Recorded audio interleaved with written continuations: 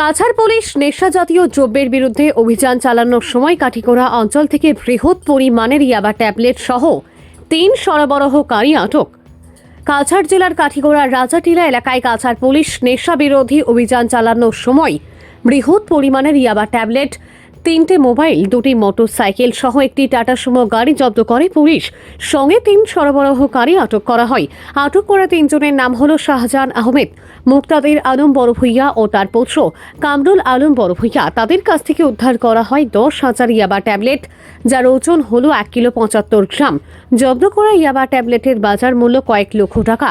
অভিযানের সময়ও তো 3টি মোবাইল ফোন জব্দ করে পুলিশ। এই ঘটনার সঙ্গে অন্য কেউ জড়িত আছে কিনা সে বিষয়ে পুলিশের তদন্ত অব্যাহত রয়েছে।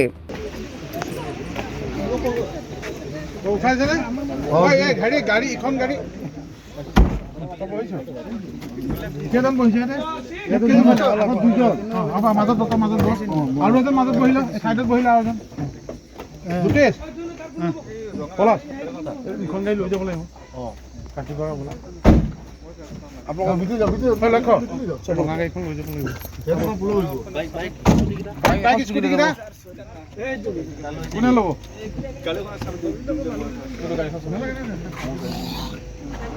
আৰু এটা কোনে ল'ব জেকেট কিনি আমাৰ পেলা ঠিক আছে চাবি দাও তুমি চাবি দাও আৰু গাড়ীখন কোনে ল'ব গাড়ীখন ফটো লাগে না না